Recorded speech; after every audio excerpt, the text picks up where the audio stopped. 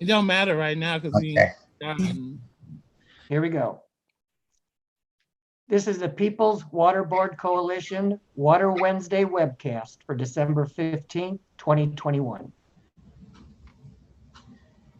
Welcome, welcome, welcome. We are back again, beloved community, with another installment of Water Wednesdays by the People's Water Board Coalition.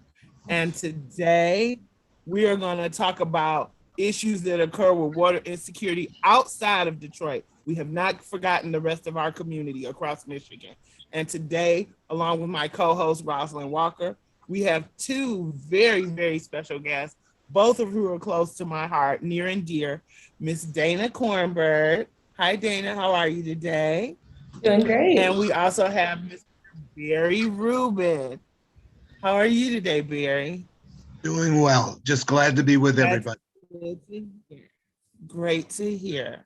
And today we're going to talk about issues of water insecurity in Oakland County. Now, for some of you viewers, I know that we always hear when we associate Oakland County, we think of it being one of the richest counties. But there are water insecurity issues everywhere across this country. And today, we want to talk a little bit about that. So Dana, I guess we'll start with you. There's a program that you're working on. Can you tell us a little bit about it? Sure, yeah. So first of all, thanks so much for having us on today. And I should say, so I joined this already existing group that Barry was a part of, so he can, maybe speak a little bit to the formation of the group within the People's Water Board Coalition. I've been working with the team that is the Oakland County team, and we've been working together to do outreach and to interview folks who are being directly impacted by water unaffordability in Oakland, as well as Macomb County, but really focusing most of our efforts on Oakland County within the team. So I can say more about that as we talk. Okay. And Barry, can you tell us a little bit about this force or group task force that's been formed in Oakland County? Sure will. Thanks, Nicole. It's great to be here. So I would say roughly, 3/4 of a year ago or whatever, as we were discussing the situation in terms of water insecurity in the Tri-County area, People's Water Board, some of us I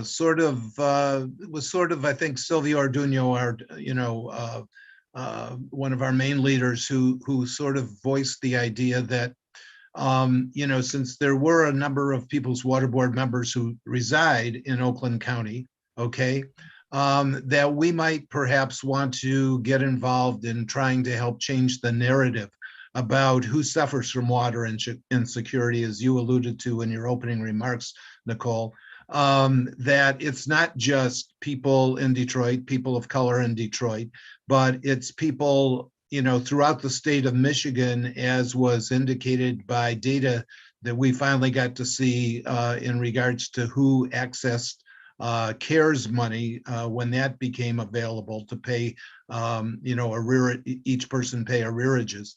So we had this data and we could see that it was all across the state of Michigan, all across Oakland County. And so we decided that we wanted to help change the narrative. And so it was suggested that we form an Oakland County task force, which we have done. And there are about, it's changed a little bit, but there's roughly 5, 6, 7 people who are on this task force who have been working on several different projects. Okay. Rosalind, did you have anything that you wanted to ask Barry? Well, basically, Barry, I know that Oakland County and, around the state of Michigan, we all have struggles. So what and how would the people go about getting help in Oakland County? Okay, so let me tell you a tiny bit about the 3 different main projects that we got involved in. The first one we were connected to by a contact in the Sierra Club. And this is called the Water Affordability Coalition. And it came about because Jim Nash, who's head of the Water Resources Commission in Oakland County, which manages somewhere around 15 water utilities in Oakland County, he saw that that Eagle was offering grants of up to $500,000 in order to come up with a sustainable affordability plan. In other words, charging people their water rates based on household income. So we were alerted to this, and we made inquiries, and 4 of us were able to get on the Water Affordability Coalition. And what is it exactly? It is made up of residents of Pontiac and Royal Oak Township.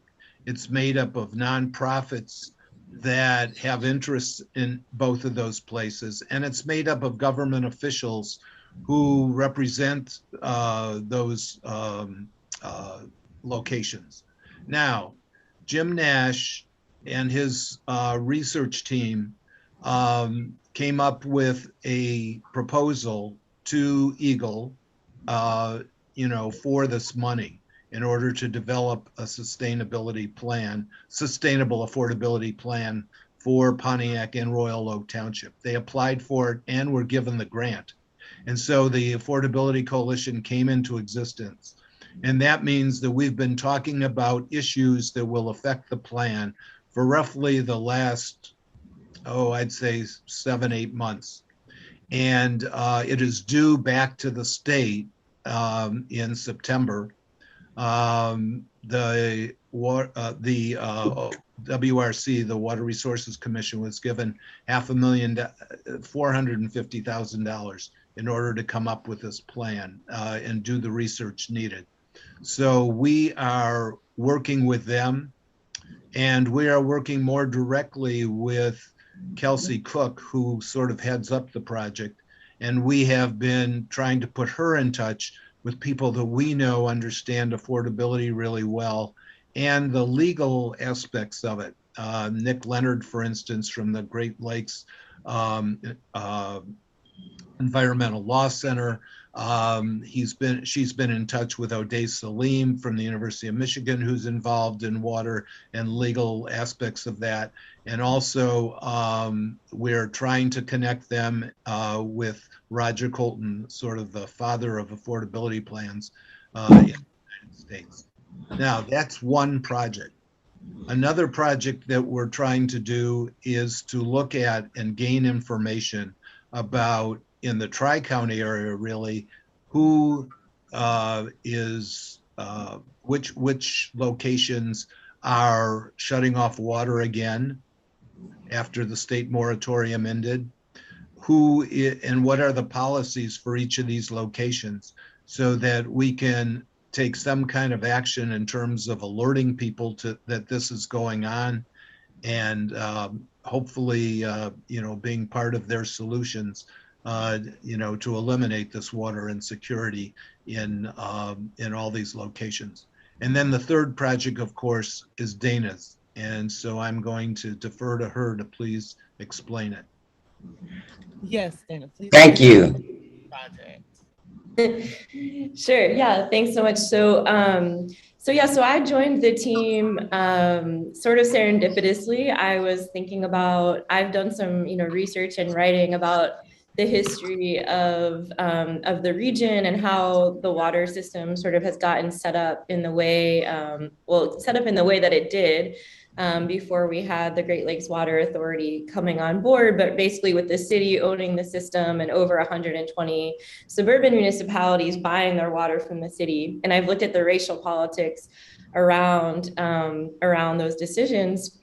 And for a long time, I've been thinking it would be really interesting to do some work in the suburbs and sort of, flip the script, and instead of, shining the light on the city, as has been rightly done. And I, now live in California. I'm speaking to you from my job at UC Santa Barbara, which is beautiful, but having lived in Detroit, in the city of Detroit for many years.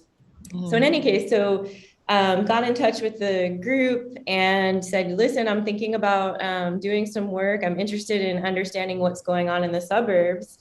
And it was just really serendipitous that they were already interested in working towards this narrative shift.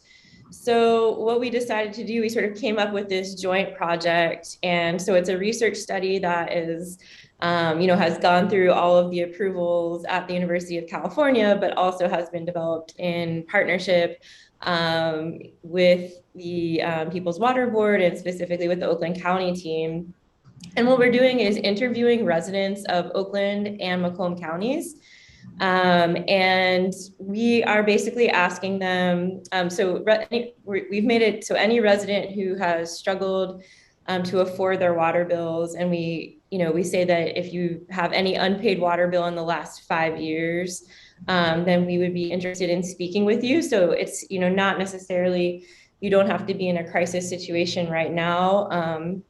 Of course, we don't have the resources we wish we did to offer people who are in that situation or have been in that situation. But we are speaking with folks who are willing to talk with us and asking them about their experiences.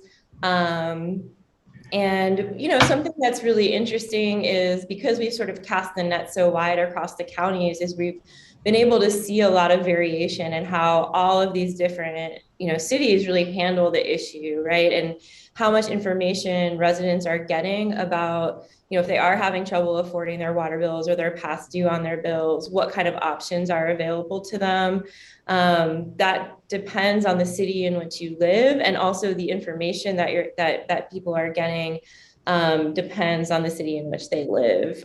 So that's something that has been really useful and important to sort of come out of the project so far. There are some other things that I can also speak to, but we're right now in the process of recruiting. So we're aiming to finish 25 interviews. We had hoped to be done by the end of the year, but we've done so far 13 of those. So we're still very much in the active recruitment mode. And, part of that is, so of course, recruiting is for the purposes of the study, but we've also found, and part of the design was that doing the outreach itself is also a good opportunity for the People's Water Board to connect with people in the suburbs. So, we've been going out to libraries and food pantries and, just trying to find community spaces, which of course under COVID, especially isn't always the easiest. We've gone to laundromats. We've really been trying to do a lot of different things. We posted on Facebook groups. And so at this point, the main thing that we would love more support with would be doing that outreach. And we are offering $50 gift cards for anyone who's able to give us their time. And the interviews are taking they vary a little bit, but on average about a half hour. And they're being conducted either over Zoom or in person, depending on what folks' preferences are. So especially with COVID right now, and unfortunately, with the rates in Michigan not being what we wish they would be, we're certainly very mindful of that. And follow all of the protocols, but also offer this Zoom option that makes it easier for a lot of people. So that is the other project that we're doing. And it, again, is like this, outreach and also, narrative, narrative shifting endeavor. Yeah. So I know, shortly prior to the onset of the pandemic, I myself was doing public health surveys to find out the impacts of water shutoffs had on residents, even after or if their water was restored. And even though the vast majority of the people that we spoke to had their water restored, I still found that the people that didn't or had went through it, even if their water was restored, it was very hard to get people to speak about their story because people tend to be embarrassed or concerned about the stigma. Do you find that you have difficulty gathering information because people are afraid to talk? Yeah, absolutely. I mean, I think, there are so many reasons that people would be unwilling to talk or, yeah. And I mean, of course, that is probably the biggest one. And so, I think that's one of the reasons that it's been so slow in getting folks. And so, yeah, that's part of the reason we had sort of started the project thinking that we would look specifically only at shutoffs or folks who have had their had the unpaid bills put against their taxes, because a lot of these suburban communities don't actually conduct shutoffs. They put it instead against your house. And so we then broaden the criteria to anyone with an unpaid water bill, which might make it, a little bit easier for some people to talk about. But the other major thing is because it is a research study, we're able to offer complete anonymity. Of course, that doesn't address everyone's hesitancy, but for some people, they're willing to speak with us, knowing that we're not going to use their real names, and the only identifying information that we would actually use is the city that they're from. But yeah, absolutely. I mean, and of course, it would be difficult, and of course, also, if you are currently, because so many people are chronically struggling to afford their water bills, which is the very issue that we're all working to try to address, to come on and talk about this for a $50 gift certificate, we understand and acknowledge is, of course, inadequate to, the problem. So a lot of people would be looking for more robust assistance. Absolutely. Yeah. And Barry, I noticed that you spoke about the connection of more than one city within Oakland County. And I'm wondering, have you, through your work, found that there are other cities within Oakland County that are dealing with water insecurity within their residents? So the short answer is yes. The long answer is that I'm not the person most knowledgeable to answer that question, but early on in last year, for instance, Hazel Park began shutoffs, and in fact, People's Water Board, I believe, held an outdoor press conference and sort of rally on a corner in Hazel Park. I think it was near City Hall or the library. And we've been hearing a lot about the city of Warren, that they've been sending out many shutoff notices. Now, we need to qualify that sending out all these notices, they believe it puts more pressure on people to either pay the bill and or to find resources. But they do wind up, shutting off some. I couldn't tell you the numbers, though, in places like Warren. We've also heard about there's concern about it in East Point, concern about it, a lot of concern about it in Oak Park. So there are quite a few places in the Tri-County area where there is real concern and or shutoffs taking place at this moment. And Barry, when you were speaking on the projects that they had going on, as far as they had money for the residents, how do they go about getting the money, and what do it, you have to have a lot of different things going on as far as like if you qualify for the money. So how do the residents get the money? And another thing you said about it going back to the government or the state. So if you could clarify a little bit for me, because I'm not sure whether when you were speaking on that there was programs that the residents can get help, and it was money for the resident. So how do they apply for this money, these grants to get, to the residents? Because a lot of times you have to follow that money, and a lot of times the residents don't qualify. Yeah. I wish I were more knowledgeable about this. The few things I know is there's a program called CIRA, which really the government put money out there to keep people in their homes who were falling behind because of the pandemic. And as I understand it, some of that money, if you qualify, can be used to pay past water bills. Okay. Also, of course, there's the RAP program, which is the program. It's really from the Great Lakes Water Authority, but it's implemented by like in Oakland County, it's implemented by OSHA.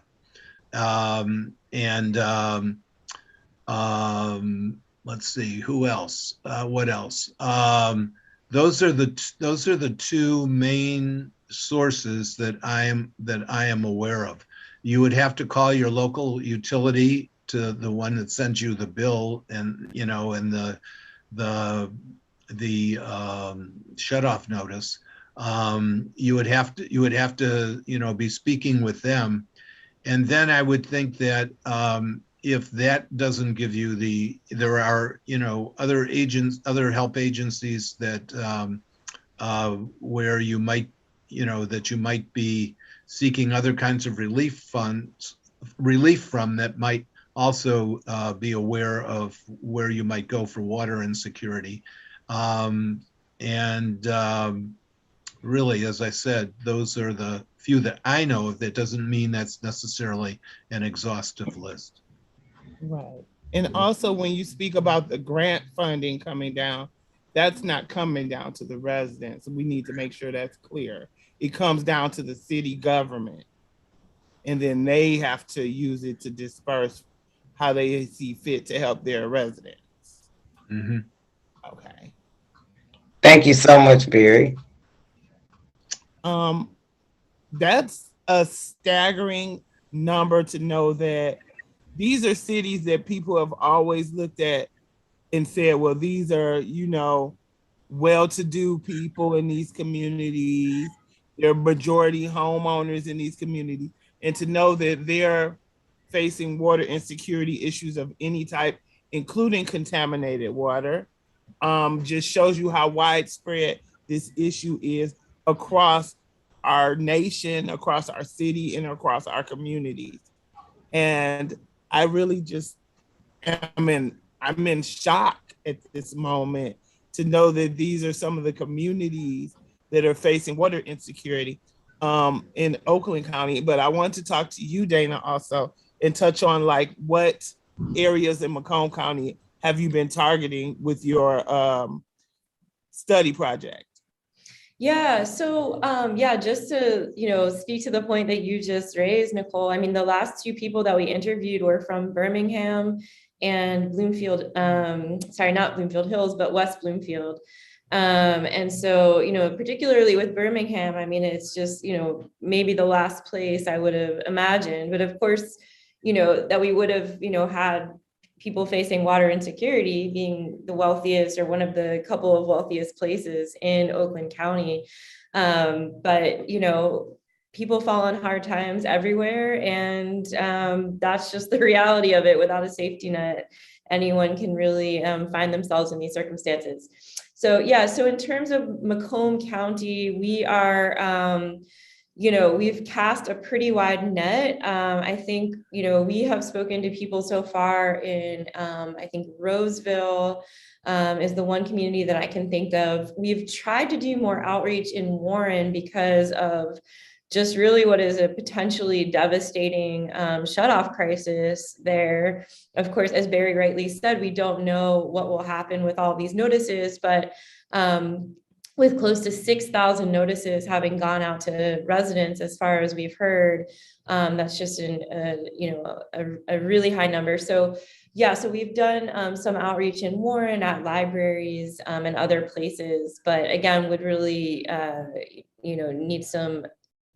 we need more people to help us get the word out in order to find people who are, brave enough to speak with us about their stories, which, as you said, is not an easy thing to do.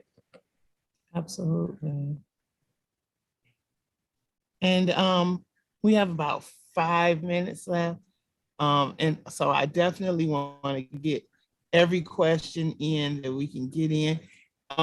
But most importantly, I want to know how we as residents, we as community leaders and activists can help to push forward your project, get information out to people in the Tri-County area, and let people know that there are services and people that are fighting for their right to clean, accessible water. Yeah, so so in terms of the thanks for asking that. In terms of the project, I think the easiest way, or the way that people can also be most useful is sharing. We have a flyer which we can share on the page, and actually is, I think, pinned on the People's Water Board page right now. Thank you so much. So if you go to the People's Water Board Facebook page, you would find that flyer. And please share that with anyone that you know who may qualify for our study. And we're also asking people, I should have mentioned, when we do the interview, we ask them if they'd be interested in working with the People's Water Board. And we have had a handful of people that have said yes to that ask. So again, just trying to make it so that every step that we're doing is bringing folks in to the work if they are interested and willing. So yeah, sharing that flyer, we found that a really effective way of sharing the flyer for people who live in Oakland or Macomb counties is on community pages. So a lot of local communities have Facebook pages. And if you're already a member of them and people know who you are, sometimes people see this and they see a $50 Amazon gift certificate. This is definitely a scam. I'm not going to click anything on this thing. And I don't blame them. And so, having somebody that share it in a space that's more trusted is really, really valuable than just me going in there and doing it. And, Absolutely. Yeah. Well, viewers, you hear that. So I personally know that I have a connection to the mayor of East Point. She's a friend of one of my older children. So I will definitely get the flyer to her, and I will let her know that you don't have to do a gold, silver, and platinum offer to get this gift card. It's about giving your insight and your perspective. And as a person that's been directly impacted myself, I want to let everyone know out there that you have nothing to be ashamed of. You did nothing wrong. And the only way we can combat this or help to combat it is to get our stories out there so that people know the correct narrative and not the distorted narrative. So Barry, what can we do to assist with the Oakland County Task Force? Well, you could join us. I mean, seriously, we meet on Tuesday mornings at 11 a.m. If you were to contact People's Water Board and say you'd like to become a part of the task force, they would direct you to probably Diane Weckerly, who's sort of chairs our group. She and Rondi Brower, and you can join us in helping to gain all this information so that we can know exactly where to alert people, and we'll take it from there. So I'm sending a personal request out to all Oakland and Macomb County residents. If you want to get involved, you can contact Dana through our People's Water Board Facebook page, share her flyer, and ask people in your community to sign up for her study. And if you're in Oakland County and you feel the need to do something, you are welcome to come and be part of this Oakland County Task Force. Even if you just want to come and sit in and learn about what's going on in your community, you may not know what to do. You may be able to take this information back and help someone else in your community. So with that, we're at the end of our time. I want to thank both of you very, very much. Yes, thank you so much. I really appreciate you, Dana, coming on and all the work you're doing with this study, because that's what's needed so we can have empirical data to show people in government what's going on in our communities. Barry, as always, I thank you so much for everything you're doing to help the people of Oakland County and the People's Water Board as a whole. And Rosalind, my co-host, thank you for joining me today. Not going to forget our behind the scenes tech guy, Lou. We really appreciate you. And with that, I want to tell all of our viewers, no matter what's going on, remember to stay afloat. Thank you so much, Nicole. Thank you. Thank you, Dana. Thank you, Barry. Thank you. It's been a Thank pleasure. you. Thanks so much.